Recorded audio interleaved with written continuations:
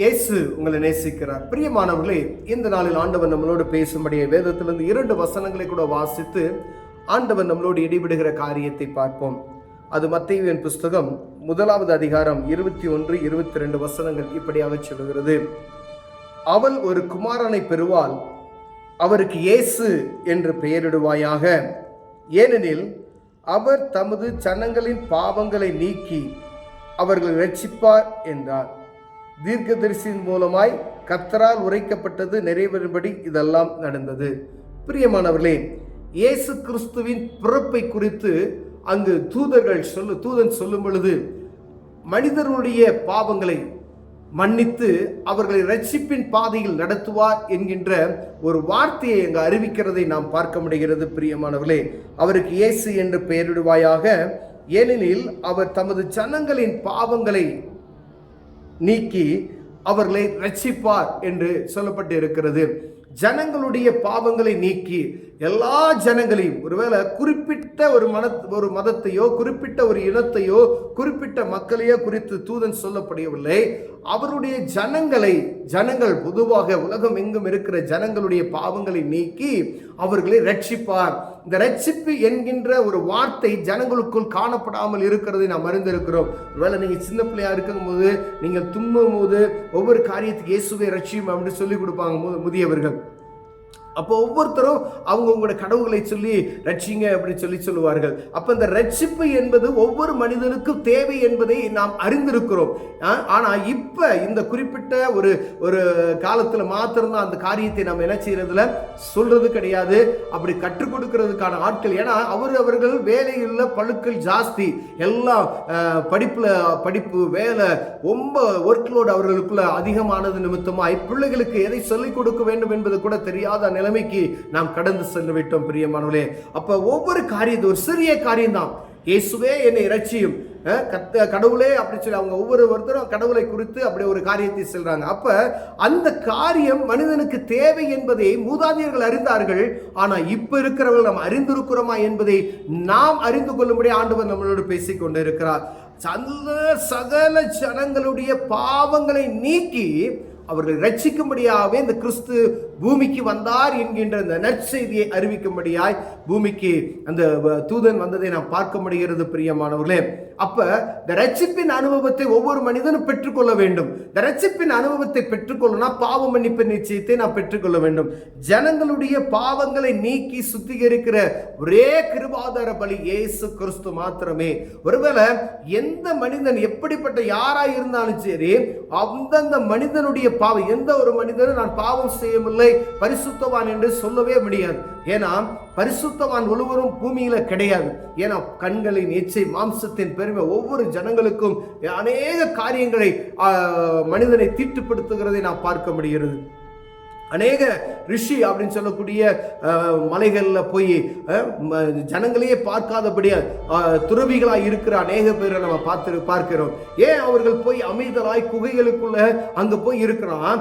இந்த உலகத்தினுடைய காரியங்கள் என்னை தீட்டுப்படுத்தாதபடி ஒரு அமைதியான ஒரு நிலையை தேடி அவர்கள் கடந்து செல்கிறதை நாம் பார்க்க முடிகிறது. பிரியமானவர்களே, ஏன்னா இங்கு நடக்கக்கூடிய இந்த அமைதியற்ற ஒரு வாழ்க்கை என்னுடைய பரிசுத்தத்தை கெடுத்துவிடக் கூடாது என்பதற்கு அவர்கள் என்ன செய்றாங்க? அமைதியான ஒரு சூழ்நிலை தேடி கடந்து செல்கிறார்கள். அப்படியாவது ரட்சிப்பின் அனுபவத்தை பெற்றுக்கொள்ள முடியும் என்கின்ற நம்பிக்கையின் பேரில் கடந்து செல்கிறார்கள். பிரியமானவர்களே, ஆனால் மனுஷனுடைய ரட்சிப்பு கிறிஸ்துவினுடைய ரத்தம் என்பதை மறந்து போகாதபடிக்கு ஆண்டவர் நம்மளோடு பேசுகிறார். பிரியமான, ஒருவேளை இந்த காரியம் எத்தனை பேருக்கு தெரியும் என்பது தெரியாது. ஆனால் இதை பார்த்து கொண்டு இருக்கிற என் அன்பு சகோதரனே, சகோதரியே, ஒருவேளை இந்த காரியத்தை நீங்க அறிந்தீர்களா? பாவ மன்னிப்பு நிச்சயம் முக்கியமானது. அதே போல இயேசு கிறிஸ்துவின் ரத்தம் ஒரு மனிதனுடைய பாவத்தை மன்னிக்கும். இதை நீ அறிந்து கொள்ளணும். எந்த மனிதனாய் இருந்தாலும், எப்படிப்பட்ட பாவியான துஷ்ட மனிதனாய் இருந்தாலும், இயேசு கிறிஸ்துவின் ரத்தத்தினால மன்னிப்பு உண்டு என்பதை நீங்கள் அறிந்து கொள்ள முடியாது. இந்த மன்னிப்பு இல்லாதபடி கிறிஸ்துவின் ரத்தத்தினால் ஒருவன் மீட்டுக் கொள்ளாவிட்டால் ரட்சிப்பின் அனுபவத்தை பெற்றுக்கொள்ள முடியாது. இந்த ரட்சிப்பின் அனுபவம் ஒரு மனிதனுக்கு எதற்கு வேண்டும் என்றால், இந்த ரட்சிப்பின் அனுபவம் இல்லாமல் பரலோக ராஜ்யத்துக்கு ஒருவரும் கடந்து செல்ல முடியாது. பிரியமானவர்களே, அப்ப ரட்சிப்பின் அனுபவத்தை பெற்றுக்கொள்ள வேண்டும் என்றால் இயேசு கிறிஸ்துவின் மன்னிப்பு வேண்டும். இயேசு கிறிஸ்துவின் மன்னிப்பை பெற்றுக்கொண்ட ஒரு மனிதன் ரட்சிக்கப்படுவான். ரட்சிக்கப்பட்ட ஒரு மனிதன் பரலோக ராஜ்யத்துக்கு ஏற்ற ஒரு மனிதனாய் மாறப்படுகிறான். அப்ப இந்த காரியத்தை அறிந்து கொள்ளும்படியாகவே எங்கும் சுவிசேஷம் பிரசங்கிக்கப்பட்டு கொண்டே இருக்கிறது. 2026 ஆண்டுகளாக கிறிஸ்துவினுடைய வார்த்தைகளை எங்கு பிரசங்கம் செய்து கொண்டு இருக்கிற ஒவ்வொரு ஜனங்களும் எதற்காக பிரயாசப்படுகிறார் என்றால், மனிதனுடைய பாவத்தை மன்னிப்பதற்கு எந்த ஒரு இரத்தமும், ஒரு ஆட்டு இரத்தமோ கோழி இரத்தமோ மாட்டு இரத்தமோ மனிதனுடைய பாவத்தை மன்னிப்பதற்கு நிகரல்ல. இதற்காகவே வானத்தையும் பூமியும் உண்டாக்கின தேவன் தன் சொந்த குமாரனை அனுப்பி, என்னுடைய சொந்த இரத்தத்தை சிந்தியவர்களை நான் மீட்டு விளைவிக்கிறேன், கொடுத்து மீட்டுக் கொள்கிறேன் என்று சொல்லி அவரையே அனுப்பினார். பிரியமானவர்களே, அதை அறிந்து கொள்ளணும். உலகத்தில் இருக்கிற எல்லா மனிதரும் அறிந்து கொள்வதற்காகவே அவருடைய வருகை தாமதித்துக் கொண்டு இருக்கிறது என்பதை நாம் புரிந்து கொள்ள முடியும். அவர் வருகிறார் என்று எல்லாரும் சொல்லுகிறாங்க. ஏன் தாமதமாகிறது? அநேகர் நம்ம மனதில் நம்ம நினைக்கிறோம், இயேசு வருகிறார் சொல்றாங்க, ஆனா எங்க வராரு அப்படின்னு சொல்லி அநேகர் கேட்கிற கேள்விகள், மாறுபாடான உபதேசத்துக்குள் கடந்து செல்விட்ட காரியங்கள் நாம் அறிந்திருக்கோம். ஏன் அப்படின்னு சொன்னா, ஒரு மனிதனும் கெட்டு போகாதபடி நித்திய ஜீவனை பெற்றுக்கொள்ளும்படியா ஆண்டவர் கால தாமதம் பண்ணி கொண்டு இருக்கிறார். அநேக நாட்கள் ஆண்டவரை துதிக்கிறோம், ஜெபிக்கிறோம், வேதம் வாசிக்கிறோம், ஆலயத்துக்கு கடந்து சொல்லும். இந்த ரட்சிப்பின் அனுபவத்தை நாம் பெற்றிருக்கிறோமா என்று பார்க்கும்படியாய் ஆண்டவர் உங்களோடு என்னோடு பேசுகிறார். ரட்சிப்பு என்றால் என்ன என்று கேட்கிற ஆட்கள் மத்தியில, அப்ப ரட்சிப்பின் அனுபவத்தை பற்றி எப்படி நாம் புரிந்து கொள்ள முடியும்? ஐயா, நீங்க ரட்சிக்கப்பட்டிருக்கீங்கன்னு சொன்னா கோவப்பட்டுருவாங்க. ரட்சிப்புனா என்னன்னு தெரியல. ரட்சிப்பு ஒரு மனிதனுக்கு எவ்வளவு முக்கியம் என்பதை நாம் அறிந்து கொள்ளும்படி அழைக்கப்படுகிறோம். ஒரு மனிதன் ரட்சிப்பு உடனே வருவதற்குரிய காரியம் அல்ல. கிறிஸ்துவின் ரத்தத்தினால மீட்கப்பட்ட ஒரு மனிதனுக்கு ஒவ்வொரு நாளும் அவன் வாழ்க்கையில மாறக்கூடிய செயல்கள், ஒரு பரிசுத்தத்துக்காக அவன் கடந்து செல்கிற ஒரு பரிசுத்தவானை மாறுவதற்கு அவன் எடுக்கக்கூடிய பிரயாசங்கள் அவனை முழுமையாய் ரட்சிப்பின் நாட்டில் ஒரு நாள் அழைத்து செல்லும். பிரியமானவர்களே, இதுதான் ஆண்டவர் சொல்கிறார்.